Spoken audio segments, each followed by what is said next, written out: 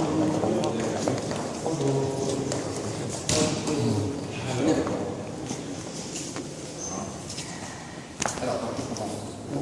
voulez vous revenir sur les grands arguments que vous avez mis en avant autour de votre plaidoirie?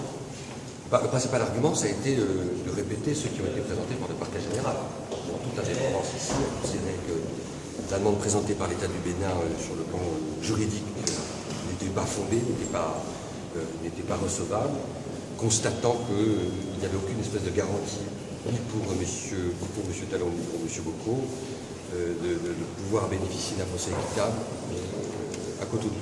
Alors, le principe ici en France, comme dans les pays démocratiques, c'est qu'on n'extrade pas des gens si on n'est pas sûr qu'ils bénéficient de toutes les garanties d'un procès équitable.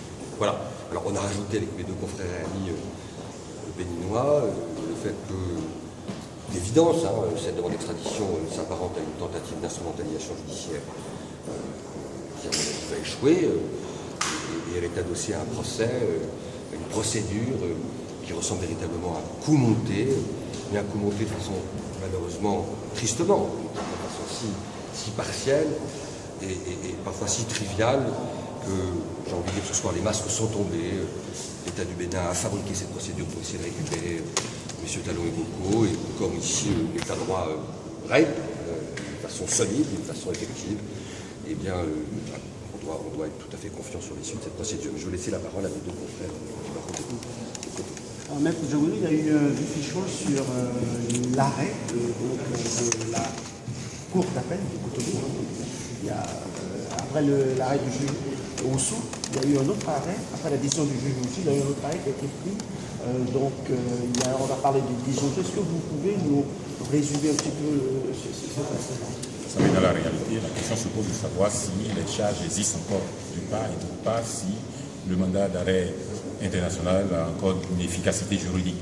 Et sur le premier volet, les charges n'existent plus parce que le non-lieu est un non-lieu à la fois en fait et en droit. Et donc il y a une impossibilité juridique d'avoir revenu, même si M. Talon était remis à la justice béninoise. Et deuxièmement, vous voyez bien que le premier juge d'instruction a prononcé la même levée du mandat d'arrêt international. Vous allez observer que l'arrêt de la chambre d'accusation de la cour d'appel de Cotonou ne s'est pas prononcé distinctement sur le mandat d'arrêt levé par le juge d'instruction. De sorte qu'aujourd'hui, ce mandat d'arrêt est anéanti. Mais au-delà, vous savez que c'est la fin, progressivement, c'est la fin d'une fiction. Et comme toutes les fictions, la fin est toujours consacrée par la victoire de celui qui paraît être le bon. Je pense que le 4 décembre prochain, nous aurons la victoire du bien. Nous aurons la victoire de celui qui, évidemment, M. Boko et M. Talon, qui n'ont rien à faire avec les affaires dont on parle. Je voudrais finir par dire qu'il faut que les autorités béninoises arrêtent de considérer que leur seul programme de société, c'est l'extradition de M. Talon. Il faut que le pays vive.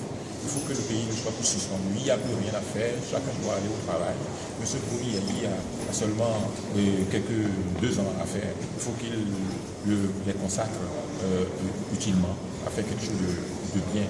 Et il faut qu'il appelle les uns et les autres à l'aider à faire quelque chose d'utile et de profitable à tout le monde.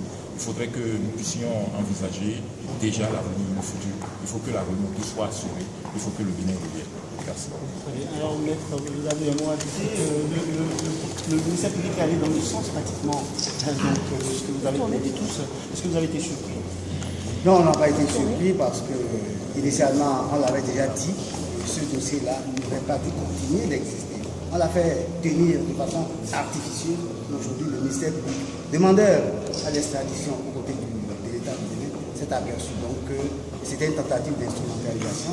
Il a renoncé. D'ailleurs, vous avez dû le remarquer, les avocats du chef d'État béninois ne sont pas venus au procès. Il faut donc dire qu'ils ont commencé par sortir de ce dossier à Les avocats béninois. Les avocats béninois de Yaoundé ne sont pas venus. Pas plus que le procureur, celui qui avait la charge du dossier. Ils sont donc sortis de ce dossier-là à reculons parce qu'ils n'avaient plus rien à démontrer, ils n'avaient plus rien à faire valoir.